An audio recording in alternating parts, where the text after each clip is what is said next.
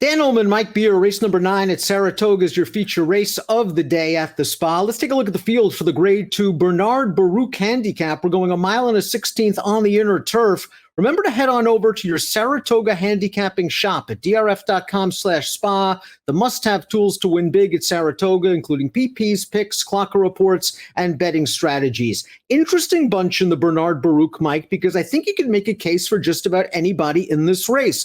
The key for me is the pace. Will Some Like It Hot Brown, the 3, push the 6 Holiday early? I don't, it'll be interesting to see, I guess, how that plays out. I don't see why they wouldn't. Some Like It Hot Brown, he's got a lot of speed, Dan. He ran very well last time in a pretty tough race when they put him right on the front, and he won a solid pace in that race. Seismic Wave might be coming into this race the right way for trainer Bill Mott. This will be his 3rd start of the form cycle. I thought he ran very well in the Grade 3 poker last time out. Let's watch that race. He had to move very early. He was last behind a slow pace. Joel Rosario had no choice but to move him 5 wide on the turn. He's on the far outside right now, and he's going to come with a run in between horses now. And I thought he runs okay for second, considering he had to make that early move into a slow pace. Yeah, I agree with your assessment of the race, Dan. I mean, I think there's an argument to be made that, he ran the best race in there. There were some other trips in the race, specifically some horses who were down inside and didn't get clear, while Seismic Wave was obviously out in the clear. But he did move very early in there. I thought he ran really well. I don't know. I just think it makes a lot of sense in this race. I didn't pick him, but I'm not going to be surprised when he wins. Good Governance, the number 2, goes out for Chad Brown. He's all upside and natural ability. 3 starts in his career, 2 wins, and his only loss by a neck in the Grade 3 Saranac right here at Saratoga over course and distance. Let's watch his seasonal debut. This is off of a long layoff, about 10 months, and he showed no ill effects of the layoff at all. He broke very nicely. Arad Ortiz was able to get him to settle down in behind the leaders. He's now coming on the outside, Mike, and he settles this very quickly. Yeah, he smashed this field. This was a really impressive return to the races. It wasn't, the greatest field in the world. The horse that ran second to him would run second to me and you in a horseshoe. But listen, this horse still ran really well in that race. And his 2 races last year were really good at Saratoga, Dan. His debut was excellent with a really tough trip. He just looks like he has a ton of upside. And as opposed to some of the others in here, he's got great tactical speed. Some Like It Hot Brown has good early speed. We saw that last time out in the Grade 2 Fort Marcy. His first start off a layoff.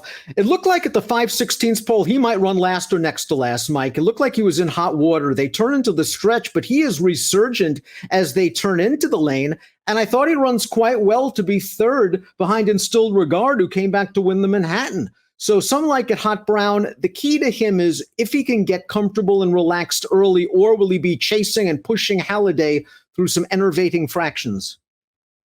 Yeah, you're right. The trip's going to be key for him. I like this horse, though. I think he ran, pretty well in this race. He was a good 2-year-old on the grass. I realized that his 3 wins since he broke his maiden up here as a 2-year-old are all on synthetic. But his turf form is actually really good. And I really felt like he would be on the lead in here, Dan.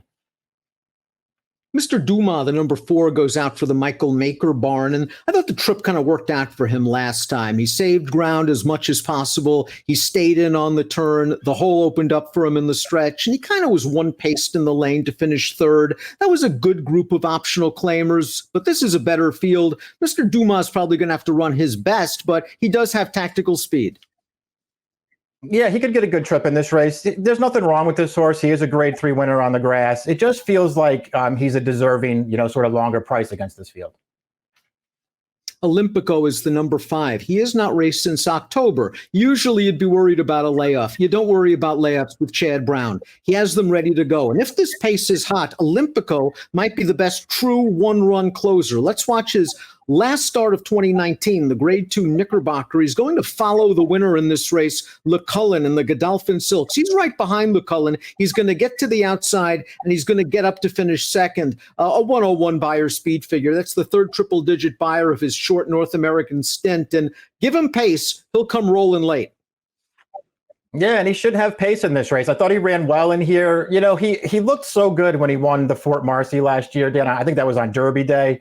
Over a very soft turf course. And he didn't win again after that, but I thought he ran deceptively well in some of those races.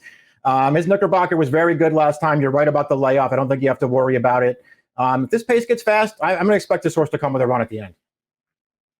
Halliday has won 3 out of his last 4 starts, all 3 of those victories at Gulfstream Park. He really blossomed for Todd Pletcher this winter and into the spring at Gulfstream. Let's watch the Sunshine Forever Stakes. Going a mile and a 16th last time out, he blasted right to the lead. He set a legitimate pace. He put the other pace pursuers in their place. El Tormento, the 3, is chasing early. He's at a gas down towards the inside in the red. Halliday keeps on going, and that Aquaphobia, horse he beat, is a pretty nice horse in his own right. Halliday is in his good form right now. He's going to be right there when they turn into the stretch. Yeah, he is. That was a very live race that he won last time. Obviously, his last 2 races make him very tough in here, Dan. It's all going to be a question of whether he can get the trip and whether he can really handle the step up in class here. Because this, I know he beat some good horses last time, but I think this is a tougher race, especially if he can't make the lead with someone like at Hot Brown in here. I don't want to knock him. I'm not totally buying into this horse yet. I can understand that, especially at a short price, considering, as you say, he is stepping up, facing tougher horses, and perhaps a tougher pace situation. He's made me a believer, though, as we take a look at our top selections for the Bernard Baruch. I think he gets the jump on Olympico turning into the stretch. I do think Olympico is going to fire hard. Those are the 2 horses that I'm keying on. I went 6-5. You're going Olympico, Good Governance. Hey, a Chad Brown Exacta. Yeah, Chad Brown Exacta. Imagine that. I just like Olympico. You know, I have a thing for this horse, Dan. Maybe this will be the last time I try him, but I do think he ran better than he looked in some of those races last year. And he was very visually impressive, smashing that weaker field last time out. Sky's the limit for Good Governance, the 2. Olympico coming from way off of the pace, the 5 off of the layoff. 5-2-3-1 for Mike, 6-5-3-1 for me. It's the grade 2 Bernard Baruch, your feature race at the Spa on Sunday. Good luck.